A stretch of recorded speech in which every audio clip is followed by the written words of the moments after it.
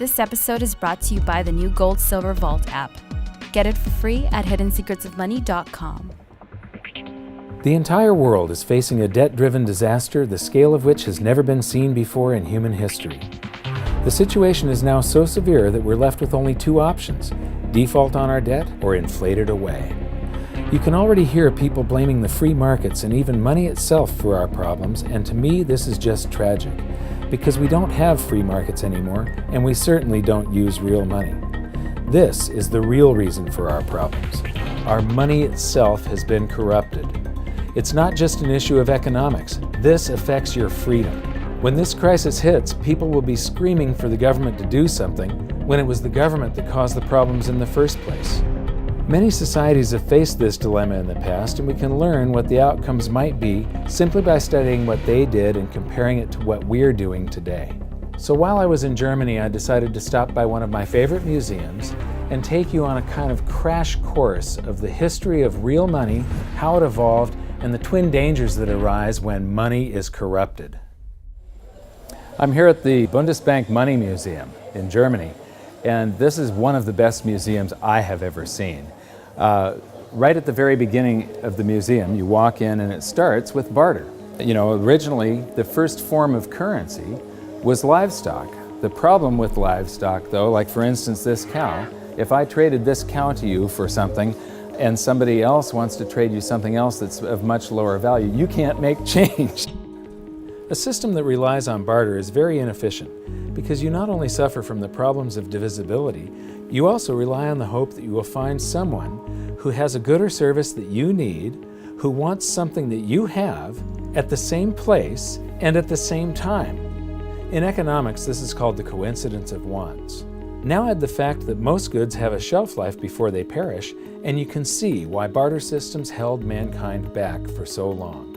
So what was it that solved the coincidence of wants and propelled us out of the Stone Age and into space? It was the invention of money. Money is not evil. It is a magnificent tool that allows us to trade our specialized skills and to store our economic energy. Without it, we'd be struggling to feed ourselves each day, and our average lifespan would still be 30. In episode 1, we learned that real money has to fulfill certain properties in order to function.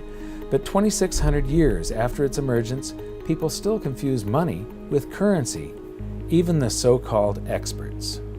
So they've got here some of the things about what money is. The first example here is money is whatever goes. So, in earlier cultures, commodities such as cattle, stones, or metals were used as money. Buyers took the value of the goods on trust when making their purchase. Today, too, money is a question of confidence. So, the currency, today isn't money, today we're using currency, but the only reason it has any purchasing power whatsoever is because yesterday your experience was that it purchased something. So you have faith that it's going to purchase something tomorrow. Otherwise, it has no value. Whatever form it takes, reliable money has two characteristics. It is genuine and it is stable.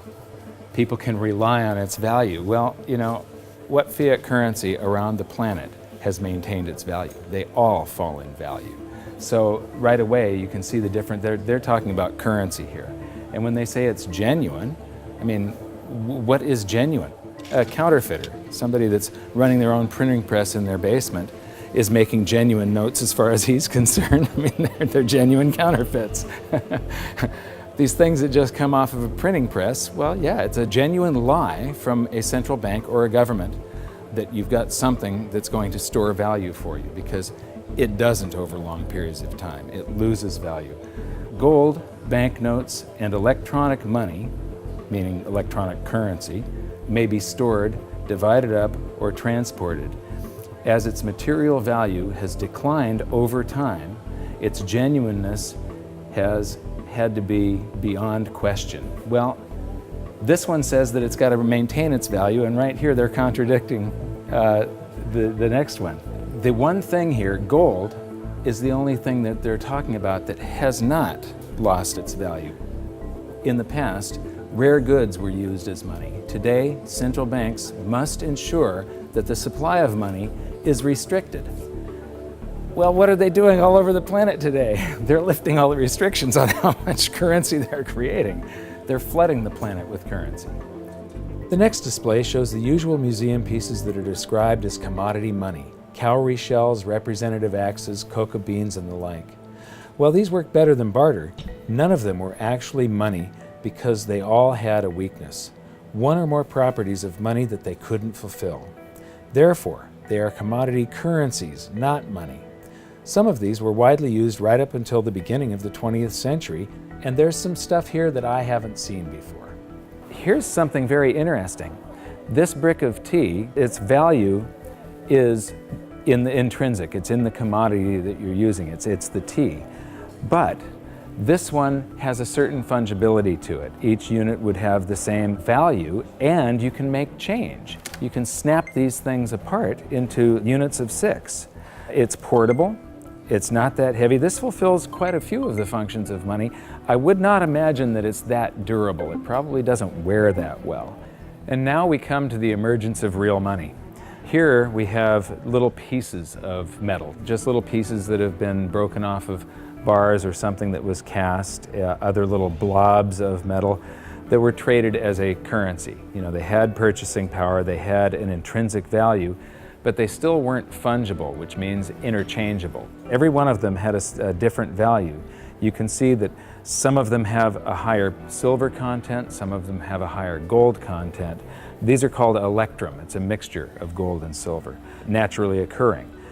What you notice is that this is from the 7th century BC, and then between the 7th and the 6th century, we're talking about somewhere between 680 and 630 BC, the emergence of true money. Here we've got 4 coins. The large one is a 1/3 stater coin, and the other 3 are 1/6 stater coins. Each unit is interchangeable. It's now a unit of account. You can take so many of these in trade for so many of loaves of bread, and you don't have to break out your little scale and weigh them any longer. With the little chunks of metal, you had to weigh every transaction that was going on. You had to weigh whatever your payment was and then take a guess as to what the purity was. Here you have some standards that were set by mints and guaranteed by those mints. These are a unit of account. They're fungible. Every one of them is interchangeable. They're portable, they're durable in your pocket over long periods of time. They're divisible, you can make change. You can see there's a 1/3 stater and 1/6 staters. And they're a store of value over long periods of time. These still have purchasing power today, 2,600 years after they were made.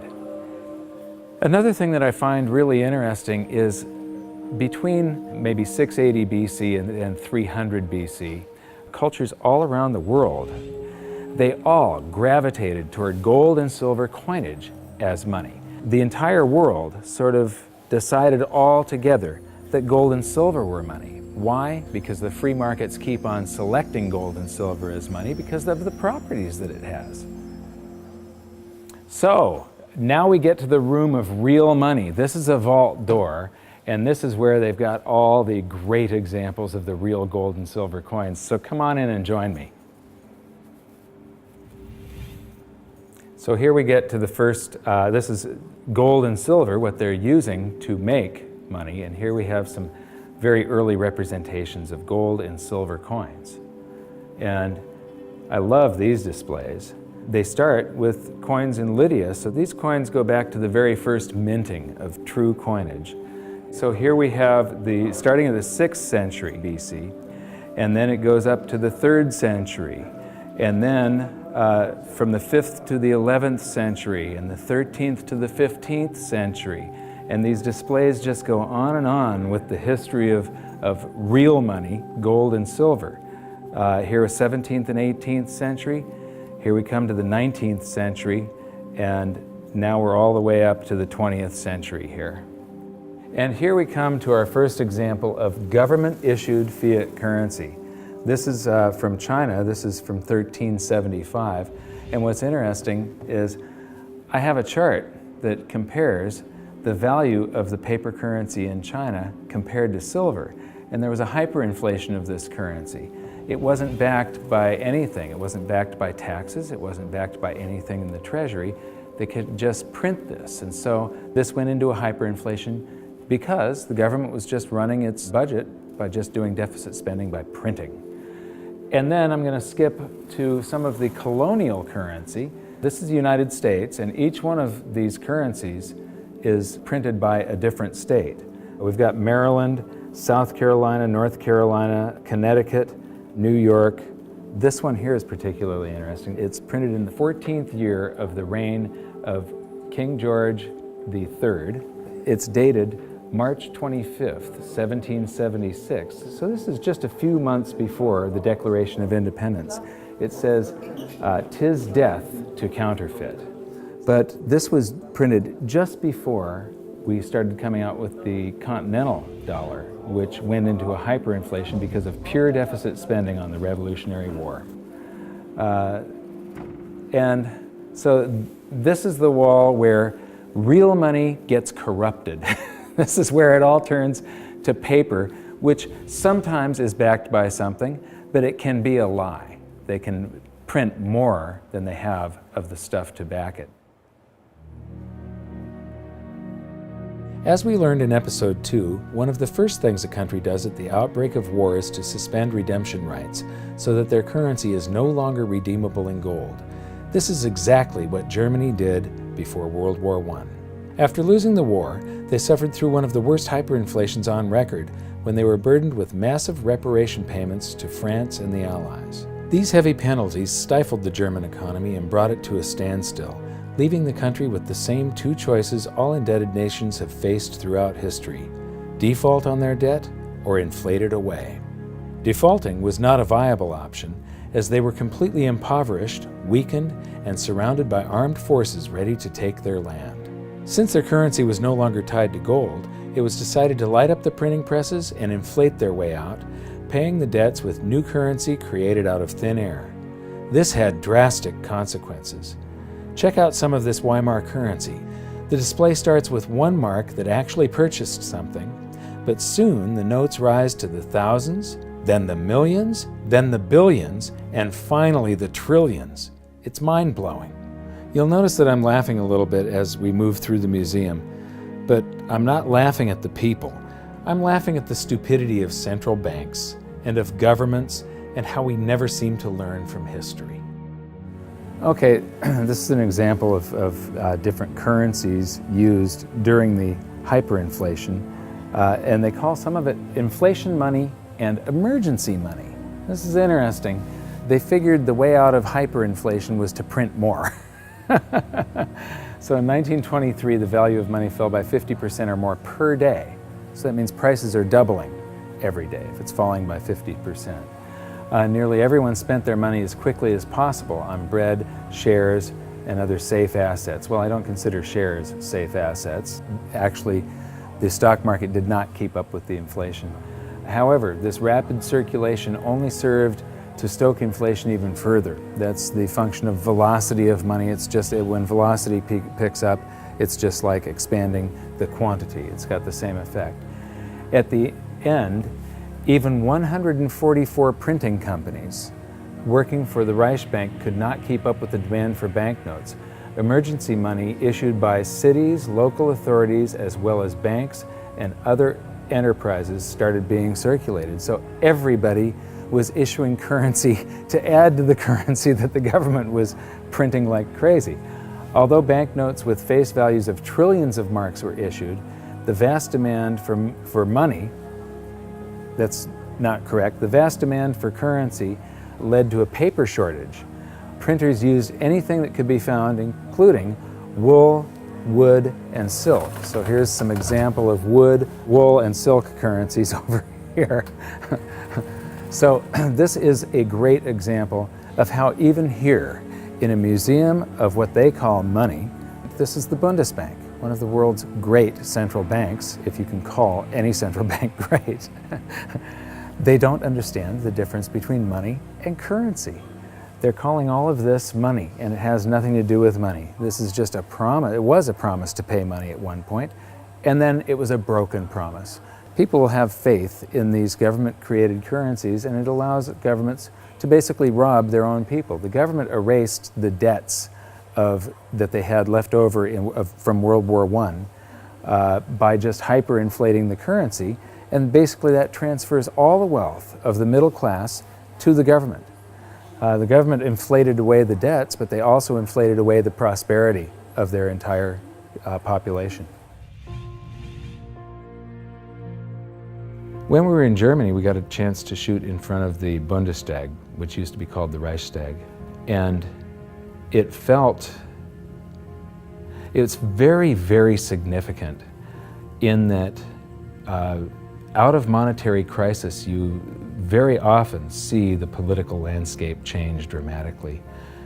It's the middle class of a country that defines the country with their vote. They're the largest sector of any country, about 70%. And a currency crisis like a hyperinflation wipes out and impoverishes the middle class. And they become filled with fear.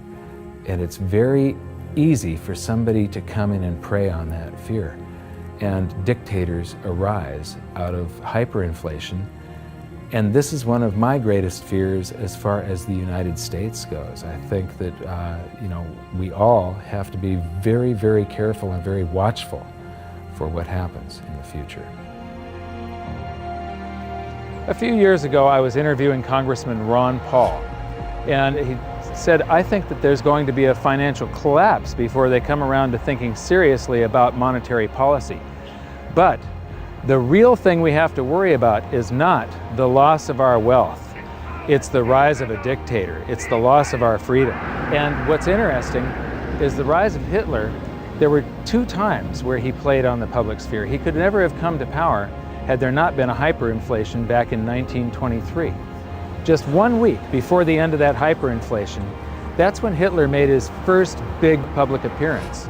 Playing to the public fear, Hitler and his stormtroopers took over a beer hall called the Bürgerbrau Keller that seats around 3,000 people.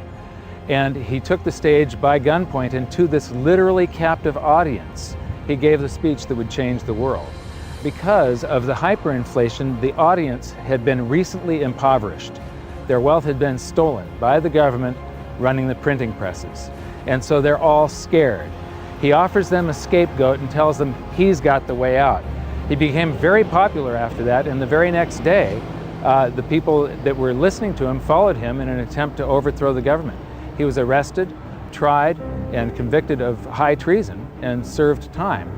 While he was in jail, he was provided with a private secretary, Rudolf Hess, and he actually wrote about half of Mein Kampf while he was serving time. But once the economy started to recover, Hitler lost that leverage, that power. He could no longer play on the fear of the public once the economic situation had changed. By the middle of the Roaring '20s, he had become a joke. The Nazi Party had gone to less than 2% of the vote. Then along came the Great Depression, and Hitler seized this opportunity again. He was the first politician to actually campaign by aircraft, hitting multiple cities in a single day. And the Nazi Party went from 2% of the vote to the second largest party in Germany. So playing on the public sphere, Hitler was able to take away the rights of Germans. He was able to, all these guaranteed rights in the Weimar Constitution, private property rights, the right to assemble, public assembly, the right to privacy in the mail, the telephone system. He just took away all of their rights and seized power. So these are some of the things that we have to be concerned about and be very mindful of. Economic crisis very often leads to the rise of a dictator. Yeah, the fact that this was just 70 to 80 years ago, basically there are still people alive today that experienced this, but enough of them have died off to where the warnings fall on deaf ears. Berlin is a great example of another massive danger to individual freedom that economic crisis can bring, the swing from capitalism to collectivism. After World War II, the city was basically divided in half, the West being capitalist and the East communist. Germany was reunified in 1990, but even this short period of separation showed the vastly different levels of prosperity that the two systems achieved. So this is the famous checkpoint Charlie, and what's interesting is how quickly an economy can heal.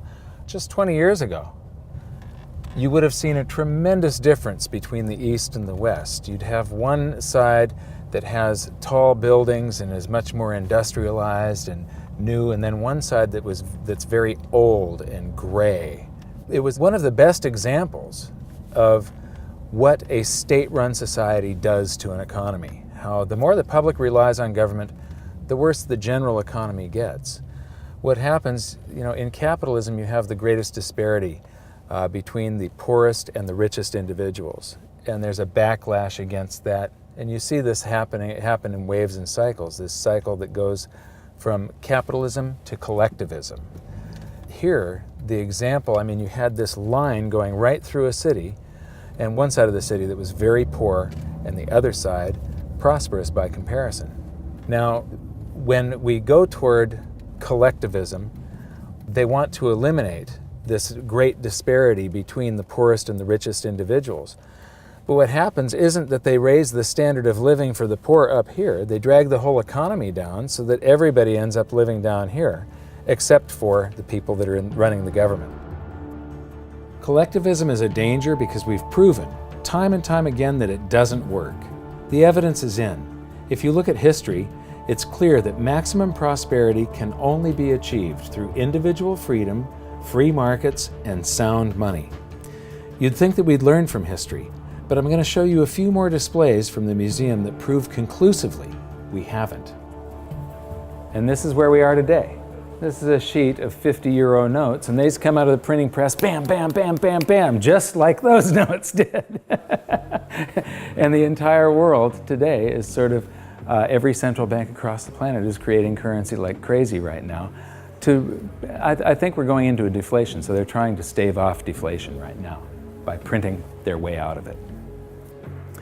So here we've got some examples of the technology that governments around the world are putting into their counterfeit currency so that the public can't counterfeit the currency that the governments are now counterfeiting. So you've got all these holograms and watermarks and different threads and different types of paper. And then here's this big old printing plate where they pop these things out a mile a minute.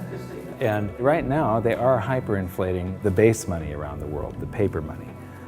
We're going into a deflation though of the credit money, the voodoo hocus pocus currency that the banks just type into the computer. That's starting to collapse, where this stuff is expanding. So we learned in episode 4 that modern currency creation is a complete scam, but a whole lot of people had trouble believing that it could be true. The European Central Bank has this awesome display that shows you exactly how it's done, and it's basically the same as our episode 4. So here's a quick recap thanks to the ECB. Basically, the central bank and the treasury swap IOUs. The central bank writes a check and the treasury issues a treasury bond, which is an IOU, and that creates currency, and then it gets, somebody is paid, it gets deposited into a bank account, and 1,000 marks, they withhold 10%. So right here, they're already telling you that his bank account is a lie. He deposited 1,000 in it. They only withhold 100 in case he wants some of that. And then they loan out 900, which then she buys something from this guy, he deposits the 900. They borrow 90% of that and leave just 10% on deposit for him. And the result is that it expands. Every 1,000 ends up creating 10,000, or every $1 creates $10. And they've got the result here. It's all sort of a voodoo hocus pocus scheme.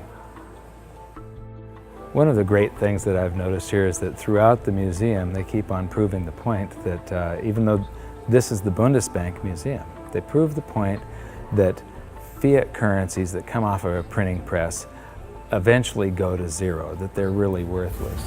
This says the ideal goal of all monetary systems was to ensure that money is trustworthy and kept in short supply. Metal-based currencies restrict the money supply because metal deposits are naturally limited.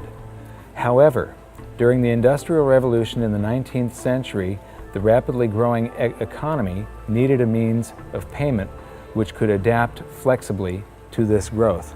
Baloney. You can have a fixed currency supply, and when you have economic growth, it means that the currency gains in purchasing power. In the 20th century, uncovered currencies, meaning unbacked currencies, have been the norm. In principle, the money stock could grow unchecked. This is why central banks must ensure that the money stock is in line with economic growth. Yeah, right.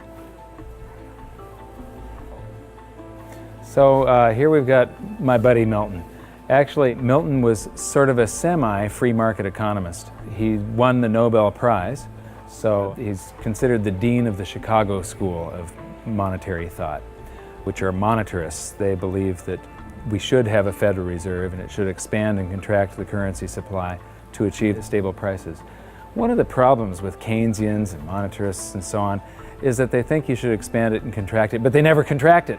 They just, Keynesian, you're supposed to spend when the economy is bad, the government's supposed to spend and stimulate, and then withdraw currency from circulation to keep us from going into a bubble caused by the expansion of credit and the spending that they did during the bad portion of the economy. So they take this rubber band and they stretch it, and it's supposed to come back, but they never do that. They just keep on stretching it to infinity. And here we are, right now, where we are in the world is that rubber band is about to snap with every currency on the planet. And so I'm instability, I'm in deflation, inflation. Let me see, I'm going to cause a hyperinflation. Oh, it just went off the inflation scale. I guess I did cause a hyperinflation. Oops. And now the whole thing is collapsing. This game of inflation and deflation has never worked. Right now we're on the precipice of the whole system collapsing, and just like the game, our monetary system will reset. This is where the twin dangers we learned about may rear their ugly heads, so it's up to all of us to learn from history. I mentioned earlier that it was the invention of money that allowed humans to prosper and rise out of the Stone Age. But money is only part of the equation. What use is money if you don't have freedom? So what's going to happen? Will we default or inflate our way out of the mess we're in? Since 2005, I've been stating publicly, and I also wrote in my book, that I believe we're headed toward a series of events involving a short-term deflation followed by a big inflation or hyperinflation. If you really want to learn how this inflation might affect you and your family, join me at hiddensecretsofmoney.com for this episode's exclusive presentation. It's a special video that shows where I believe we are on this economic roller coaster of a ride and how I think it'll play out. So for now, what can you do? 1. Share this video on social media and subscribe to our YouTube channel. 2. Educate yourself by watching the rest of this series. And 3. Take action to protect yourself and your family. Learn what you can do at hiddensecretsofmoney.com. I'll see you there.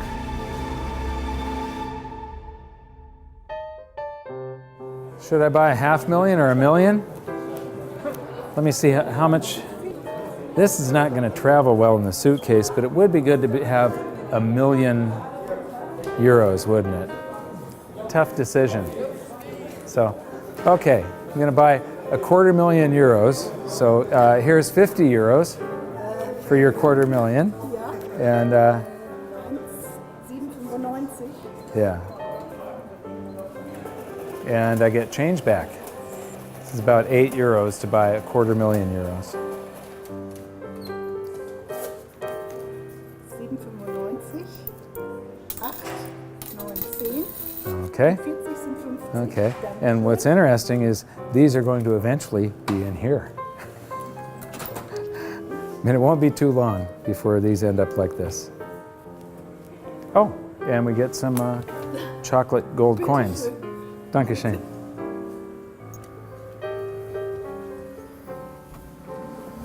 So that's our tour of one of the best monetary museums I've seen so far. But what amazes me is that they still just don't get it. This episode was brought to you by the new Gold Silver Vault app. Get the latest silver and gold prices, news, videos, and track your holdings using the virtual vault feature all in the palm of your hand. Get it for free at hiddensecretsofmoney.com.